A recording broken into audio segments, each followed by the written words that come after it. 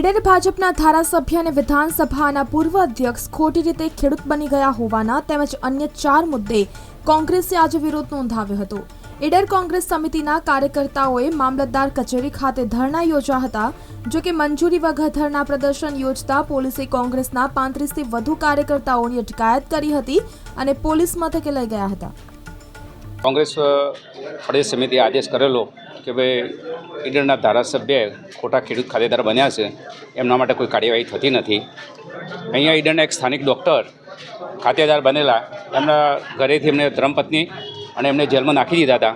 તો આ અનુસંધાને અમારી એ માંગ છે કે ઈડરના ધારાસભ્ય માટે કાયદેસરની કાર્યવાહી થવી જોઈએ અને એમને જેલમાં નાખવા જોઈએ અથવા રાજીનામું આપવું જોઈએ, અને રાજીનામું ના આપે તો આગળના કાર્યક્રમમાં અમે ભૂખ હડતાલ પર ઉતરશું। તાની અંદર પાવર બ્લોકનું કામ કરવામાં આવ્યું હતું। એ સમગ્ર કામ એટલું મતલબ ઢંગધાડા વગરનું કરવામાં આવેલું છે કે એ જાણે ફૂટપાથ બનાવ્યું છે કે રોડ પહોળો કર્યો છે એ જ ખબર નથી પડતી।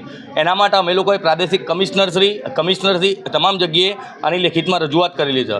તે પછી થોડા સમય પહેલાં પ્રાંત સાહેબના આવેદનપત્ર પણ આપેલું, તેમ છતાં આજ દિન સુધી નગરપાલિકામાંથી કોઈપણ પ્રકારનો જવાબ આપવામાં આવતો નથી। અને છેલ્લા 2-2.5 વર્ષથી જે નગરપાલિકાની અંદર સત્તાધીશોનું શાસન નથી અને અત્યારે જે આપણે વહીવટદારનું શાસન ચાલી રહ્યું છે, એના અંદર સંપૂર્ણપણે ભ્રષ્ટાચાર થઈ રહ્યો એવું દેખાઈ રહ્યું છે। એમાં ઈડર વિસ્તારના ધારાસભ્ય શ્રી બનાવટી ખેડૂત ખાતેદાર બની અને પાલેજ અને દાવડમાં જમીન ખરીદી છે, એની સામે તપાસ કરી અને કાર્યવાહી કરવાનો મુદ્દો હતો, જે અગાઉ અમે ધરણા કર્યા હતા અને આવેદનપત્ર પણ આપ્યું હતું। બીજો મુદ્દો ટ્રાફિકની સમસ્યામાંથી મુક્તિ આપવાનું ભારતીય જનતા પાર્ટીના લોકોએ વચન આપ્યું છે, આજ સુધી ટ્રાફિકમાંથી મુક્તિ મળી નથી। ત્રીજો મુદ્દો સ્માર્ટ મીટરો લગાવવાની જે પ્રક્રિયા ચાલી રહી છે, એ સ્માર્ટ મીટર એ સ્માર્ટ ચીટર્સ અને અદાણીને ફાયદો કરાવવાનો પ્રયાસ છે, એનો પણ એક સખત વિરોધ કરવામાં આવ્યો હતો। અને ગુજરાતમાંથી લગભગ 30,000 ઉપર ધાર્મિક સ્થાનોનું તોડી પાડવા માટેનું આ કહેવાતી હિન્દુવાદી ભારતીય જનતા પાર્ટીની સરકારે ધાર્મિક સ્થાનો તોડવા માટેના જે નોટિસો આપી છે, એનો સખત વિરોધ કરી અને ભારતીય જનતા પાર્ટીના કહેવાતા હિન્દુત્વ અને હિન્દુવાદી નેતાઓને જગાડવાની, કુંભકર્ણની નિંદ્રામાંથી જગાડવાનો પ્રયાસ હતો।